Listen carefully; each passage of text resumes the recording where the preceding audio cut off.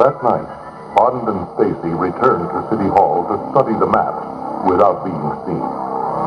Just as they had traced the oil lines to an abandoned mine, the door opened, and Zorin and Mayday entered, guns out. Good evening, Mr. Bond. Near Zorin. My life is well, I see. And you, Miss Sutton, you should have accepted my generous offer. Then, turning to Mayday, he ordered, Over the gasoline can be poured around. Zorin then forced Bond and Stacy into an elevator, locking them in and turning off the power. By the time the fire department arrives, they will find only your ashes. Goodbye, Mr. Bond, Miss Sutton. You will not be missed. The bright red hook and ladder truck, lights flashing, thundered up and down the steep hills of San Francisco, with Bond in the driver's seat, a worried-looking Stacy beside him, and a trail of police behind them. Look, Mr. Bond, or Mr. Cynthia Smythe, I admit I was impressed with the way you got us out of the burning elevator. But was it necessary to steal a fire engine? And look out! The bridge ahead of us is going up! Hold on, we're going to jump it.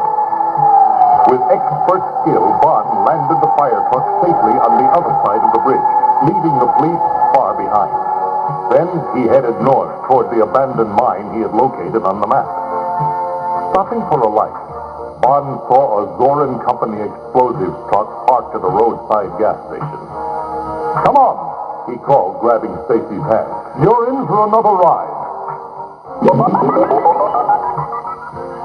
Very clever, Jay. That makes 2 trucks be stolen. This had better be for a good cause. A few miles further, they reached the mine entrance and were waved in by a guard. After parking the truck and changing into workman's clothes, 007 and Stacy hopped onto a flatbed car behind a pile of explosives as the car started down into the mine. They jumped off after passing a huge half-dome-shaped detonator and made their way to Zorin's dimly lit office. On a table, in the center of the room, sat a scale model of San Francisco and the surrounding area. Stacy looked at it in shock. Now I understand. Zorin's oil lines run under this entire area, including the crack in the earth we call Hayward's Fault. The water he's pumping into these lines will... It opened the port and caused an earthquake. Came Zorin's voice behind them. You'll kill millions of innocent people. Gasped Stacy, whirling around to face Zorin. Don't bore me with your concern for innocent people, Sneered Zorin. At that moment, Bond grabbed Stacy's hand and made a dash for the door. Zorin screamed in fury. Guard the entrance! Don't let them out! 007 and Stacy raced through the dark tunnels of the old mine, chased by Mayday and her son. By now, water was leaking in all around them. This passage will be flooded in minutes. We must get out, exclaimed Bond. At that moment, at his control panel, Zorin announced, Arm the detonator. We are ready to flood the port. But Mayday and the workmen are trapped in there, cried a guard. No matter. It is a convenient way to get rid of them. Moments after Zorin had pushed the detonator button, the tunnels began filling with water.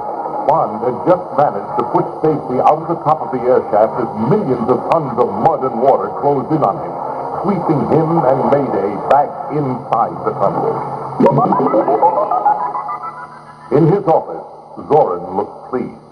Time for me to depart and leave them all to drown like rats. He pressed the button, and the secret roof opened. A large airbag covered the room and inflated into an airship, making the entire room its gondola. The airship rose, lifting Zorin to safety. Nothing can stop me now. He cried out. The greatest disaster in history is about to occur. I have succeeded. Meanwhile, in a small drainage tunnel, Bond and Mayday were fighting for their lives, gasping for the little air that was left. Mayday whispered, Zorin has so close to me, but I will help you stop. We must reach the main detonator before the smaller detonators explode. If that happens, we'll be killed and half the Pacific coast of the United States will crumble into the sea. When they reached the detonator, Mayday cried out, It's the booby trap! I must stay and hold back the lever by hand or it will go on. I can't stop the smaller detonator, so get out of here, Bond. I don't mind dying. Get out and get Thorin for me. Bond reached the surface just as the smaller explosions went off, killing the brave Mayday with their blast. At that moment, Zorin swooped down and pulled Stacy inside the gondola. As the balloon moved upward, Bond grabbed at a trailing rope and was lifted off the ground. People on the streets of San Francisco looked up in amazement as the balloon soared over the city with James Bond dangling beneath it. When Zorin saw Bond, he shrieked, I'll give him a ride he won't forget! The airship skimmed the tops of skyscrapers, trying unsuccessfully to crush Bond, then headed toward the Golden Gate Bridge. Bond looked up and saw the huge steel structure racing towards him. In one swift leap, he flung himself around one of the bridge's cables.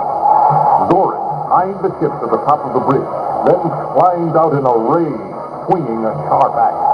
You'll not get away this time, Bond! He shouted and lunged at 007. The two men fought their death struggle high above the water. Then, in a split second of misjudgment, Zorin slipped and fell to his death into the water below. Stacy scrambled from the gondola just before Bond untied it. The gondola drifted upward, then exploded, detonated by Zorin's men inside it.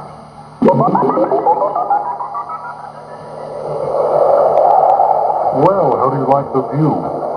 Asked Bond as he and Stacy stood on a girder high atop the bridge. It's a lot clearer now, with Zorin gone and the city saved. She replied. How about dinner in Chinatown? Asked 007. Sounds wonderful, Tim. Just wonderful.